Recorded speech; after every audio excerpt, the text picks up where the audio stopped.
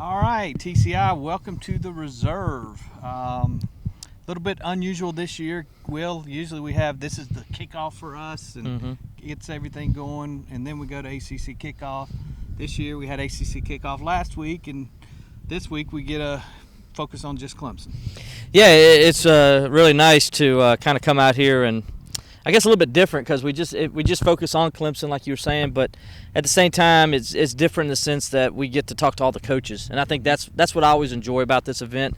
It's not so much Dabo Swinney, because we see Coach Swinney all the time. I mean, you think many times of the year we get to talk to Coach Swinney, but we don't always get to talk to the assistant coaches, especially the position coaches, like Brandon Streeter today, and then we talked to Mike Reed, we talked to the Coach Bates, we talked to Robbie Caldwell, Danny Pearman, we talked to all 9 of them, and that's the fun part about today is that we get to talk to all of them, kind of break down each position, what the coach is thinking going into preseason camp. So it's a day, personally as a writer, I always look forward to because I get so much content that I get to carry on through camp. Actually, I'll pull this stuff out during camp if I need a quote or something like that if I talk to a player. On this edition, we're going to focus on the offense, what we heard from offensive coaches today. I know you got to talk to Coach Streeter. Obviously, that's who everybody wants to hear about, the quarterback. What did you hear from Coach Streeter?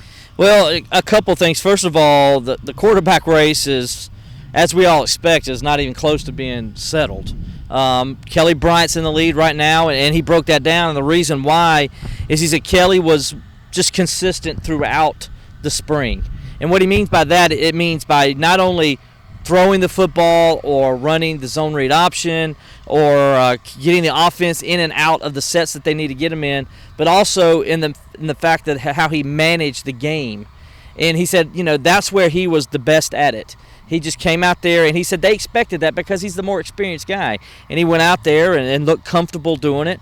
But I'll tell you this, another thing that stood out to me, what he said about Hunter Johnson, saying after spring break, Hunter Johnson, the guy who came back after spring break, was a different kid. And he's like, he had more command of the offense. He was more comfortable. He seemed relaxed. Who does that sound like? That sounds a lot like Deshaun Watson is who that sounded like. And, they were really impressed with him. And I asked him, I said, is he seriously going to contend for this starting job? Or is this just, hearsay? Or the court coaches just telling us that to tell us that? He said, no, he's seriously going to contend for the starting job. They really liked what they saw out of him those last couple of weeks of spring practice. Well, and one of the other things Coach Streeter told you might kind of play into that scenario. Yeah, the other thing was, he kind of started saying, yeah, Kelly Bryant is this and this, and he's just so good of a guy that he's a guy he's going to help us in a lot of different ways. And that immediately stuck out to me, and so I followed it up with, so what are you telling me? Is he gonna, if he doesn't win the starting quarterback job, he's maybe play another position? And he tried not to go and say that at first, but then he finally came out and just basically he's like, yeah, he's too dynamic for them just to leave on the sidelines. And so he also indicated that there's a chance there could be a 2-quarterback system. And that kind of goes to that theory with Kelly Bryant, because Kelly Bryant can be used in the running game so well, especially if a guy like Feaster comes out and is doing all those things that we think he's capable of doing. You put him and Kelly Bryant in the background, in the backfield, running that zone read option, you're not going to need to throw the ball that often. And when you do, then you bring in the freshman Hunter Johnson, or you bring in Zarek Cooper, who he said has the strongest arm by far of any guy on campus.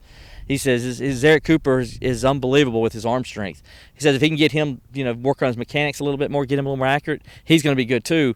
But he really indicated that Kelly Bryant could help them in more ways than just being the starting quarterback for the Tigers. So if he doesn't win the job, we're still going to see Kelly Bryant in some capacity.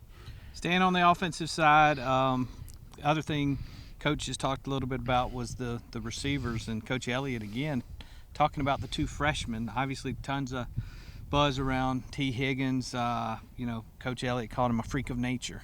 But he went on to say the guy he's really interested in seeing is Amari Rodgers. And he said Amari is already physically mature, ready to play from a physical standpoint. And he said he's one of those guys already, they can tell he's out working everybody. He's there late at night. He's there early in the morning. His dad's a coach, so he's got the football IQ built in. So he was really excited and really, talked a lot about Amari, not just T. Higgins. So I think they're expecting both those guys to come in and make an impact. Offensive line, we talked with Coach Caldwell. He was the first one out here today. Obviously, a lot of talk about the center position.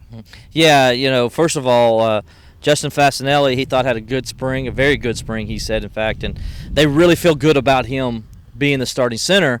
But I asked him, I said, what about Gage Cervinka? I think that's how you say it. Cervinka, sorry, Gage. And I asked him about Gage and was he seriously competing for the starting job, and he told me yes, absolutely he is. That he came out and really just beat all their expectations in the spring of what he was going to be like, and actually moved into the number 2 center position. And he said he was pushing Fasanelli at the end of spring for that starting spot. And so they're going into fall practice with those two guys. They're going to rotate for a little while to see who actually is maybe somebody that's going to be the first team center. Fasanelli's going to get the first opportunity, but if he struggles at any point, they feel comfortable about putting Gage in there, and he could go in there and be a guy that they can count on right away. Well, and the other battle he talked about was Pollard and Ankrum. Yeah. He said those guys, it's an open position battle. Pollard obviously won that job when Jake Morgan left the team last year. Did well down the stretch, but Ankrum has really come on and has his football IQ up to where Pollard's is, and that's a pretty good battle as well. Yeah, and that's good for Sean, because I asked Robbie about Sean, and what's he done, with how good has he improved? Did he surprise you? And he said, well, one thing is they had to bring him down a notch because he was just so high on Sean, and so they had to bring him down a little bit, because I would imagine so if you block the way he did in the national championship game against Alabama, I'll be a little high on myself too. So he says they had to bring him down a little bit, and nothing brings you down and kind of grounds you than competition. And Tremaine's come in there and has looked really good, and looks like a guy that, if anything, if he doesn't win the starting job, then he's going to be, they feel like he cross-trained at right and left tackle, so he can come in for either Mitch or Sean, or he could get the job himself at right tackle. So really made good strides in the spring as well, and they feel good about what he's done this summer. Running back, Coach Elliott said that right now Fuller and Choice are a little bit ahead just from an experience standpoint, but he said Feaster is the biggest back they've got. He's up to 220. They really like what he's doing physically, and so I think going into camp, all three of those guys are going to get a hard look, and Dabo talked about it a little as well. He thinks this year will be a little bit different, where they're rotating guys in and out a lot more than they did last year with Wayne Gallman. Yeah, he said there's more balance. That's what Dabo Sweeney called it. Says as great as Wayne Gallman was, and they loved having him, they feel like this year they got more balance from an overall staff standpoint. But we talked to Tony Elliott about this too. All of them say the same thing. Feaster has a chance to just be really special, but right now they just need to see it consistently from, they'll see he'll do this good, and this good in practice, and then he'll do this other thing not so good. And then he'll come back and he'll do 3 or 4 more things good, and then not so good on this. And they say what they need is like Wayne Gallman, where maybe Wayne wasn't great at everything, but he was good at everything across the board. And so they didn't worry about it. And so that's what they want to see out of Tavian, and see if he can become that consistent. And if he does, then they got a chance. He's got a chance to be pretty special. And then, C.J. Fuller and Adam Choice are very good backs too, and they're going to get their opportunity to play, and they will play. We saw C.J. Fuller and what he did last year, and we saw as a freshman what Adam Choice can do when he's on. So it's going to be a pretty good competition battle between those three as well in the fall camp. Coach Pierman talked about tight ends, had a little one-on-one with him. He updated us on Garrett Williams. Says actually this coming week they're going to be kind of testing that knee out and seeing what the strength is. Still kind of leaving the window open that he could play this year.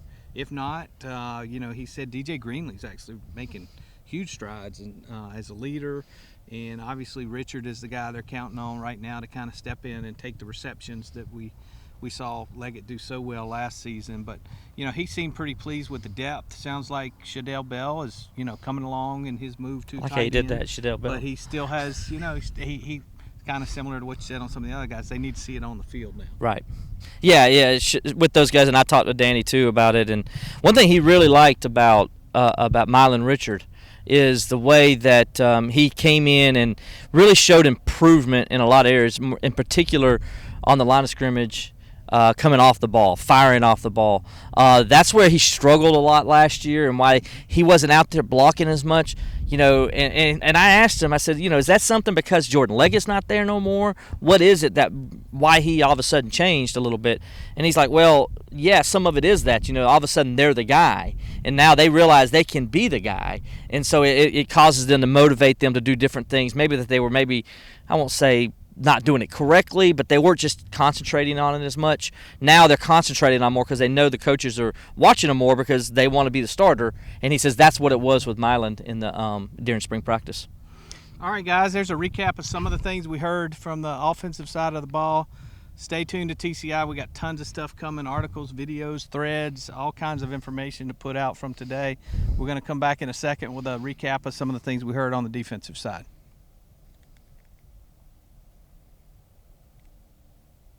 Assuming I can cut this off.